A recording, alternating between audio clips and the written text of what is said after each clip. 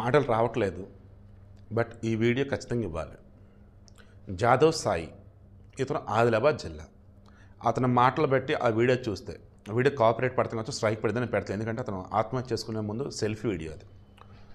ఆ అబ్బాయి ఖచ్చితంగా ఎస్టీ అయితే, లంబాడి వాళ్ళు అంటారు కదా, సుగాలి షెడ్యూల్ ట్రైబ్, ఆ కమ్యూనిటీకి చెందిన అతనైనా అయి ఉండాలి, ఆ సామాజిక వర్గం చెంది. లేదు అన్నప్పుడు వేరే, ఎందుకంటే అతను మాట్లాడుతున్న భాష వచ్చేసి ఐఎమ్ షూర్ దానికి లిప్ అయితే లేదు, ట్రైబల్ భాష అది. లేదు అన్నప్పుడు ఈ సుగాలి సామాజిక వర్గం చెందినటువంటి భాష. ఎందుకంటే చనిపోయే ముందు తన బాధని తన కన్న భాషలో, తన మాతృభాషలో చెబుతూ ఎంతగా బాధపడ్డాడంటే, ఈ సమాజం ఎంత దారుణంగా ఉందో. ఇప్పుడున్నటువంటి జనరేషన్ అసలు వాళ్ళకి విలువలు అనేవి తెలియకుండా, ఎథిక్స్ అనేవి లేకుండా, తోటి వారితో ఎలా ఉండాలి, చిన్నవారితో ఎలా ఉండాలి, పెద్దవారితో ఎలా ఉండాలి తెలియకుండా పెరుగుతున్నారు. ఈ పిల్లోడిని ఈ పిల్లోడి సీనియర్స్, ఈ పిల్లోడు వచ్చేసి మన హైదరాబాద్ అవుట్స్కట్స్ పోచారం మేడిపల్లి ఏరియాలో సిద్ధార్థ ఇంజనీరింగ్ కాలేజ్, అందులో ఫస్ట్ ఇయర్ అంట, అంటే రీసెంట్గా జాయిన్ అయ్యాడు. కొంతమంది వాళ్ళు ఏమన్నా నాకు తెలియట్లేదు, ఆ పిల్లలని సైకోల కన్నా దారుణంగా మారిపోతున్నారు. ఈ ఫీజు రియంబర్స్మెంట్ వల్ల కుప్పలుగా కాలేజీలు రావటం, అసలు అర్హత ఉన్నాడు అర్హత లేనివాడు కూడా ఇంజనీరింగ్ జాయిన్ అయిపోతున్నాడు.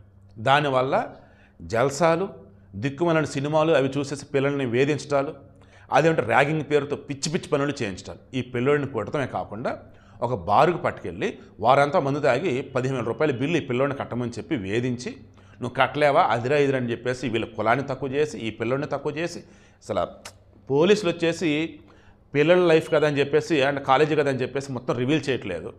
ఆ పిల్లోడు బాధ చూస్తే నాకు అనిపించింది, పిల్లోడిని నానా రకాలుగా మానసికంగా ఇబ్బంది పెట్టి శారీరకంగా ఆ పిల్లోడిని కొట్టేశారు.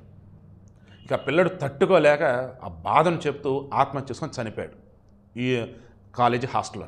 ఈ వీడికి మెయిన్ ఇంటెన్షన్, మీరు నిజంగా కడుపుకి అన్నం తినేవాళ్ళు అయితే, ఆడవాళ్ళైనా మగవాళ్ళైనా, ముందు మీ పిల్లల్ని పద్ధతిగా పెంచండి.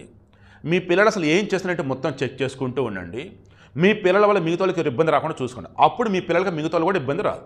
ఇక ఈ వీడియోలో మరలా చెప్తాను, దండం పెట్టి మరీ చెప్తున్నా, మీ పిల్లలు కొత్తగా కాలేజీ కనుక వెళ్ళినట్టయితే, మీ పిల్లలు కొత్తగా వేరే చోట ఎక్కడో చదువుకుంటూ కనుక ఉన్నట్టయితే, డైలీ మీ పిల్లడితో మాట్లాడండి, మీ ఆడపిల్లలతో కూడా మాట్లాడండి. మంచి ఏంటి చెడు ఏంటి వాళ్ళకి చెప్పండి, ధైర్యం ఎలా ఉండాలి ఏంటి చెప్పండి. ఒకవేళ వాళ్ళకి ఎవరో ఏదైనా ఇబ్బంది కనుక వస్తే మీకు చెప్పమని చెప్పండి. అంతే తప్ప వాళ్ళల్లో వాళ్ళే బాధపడుతూ కుమిలిపోతూ ఇబ్బంది పడొద్దు, ఈ పిల్లలాగా చనిపోవద్దు.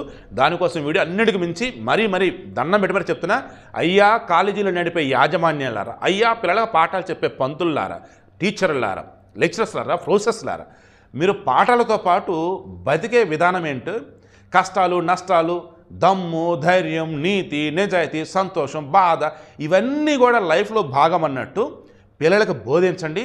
సాటి మనుషులతో మనుషులుగా ప్రవర్తించేలా చూడండి.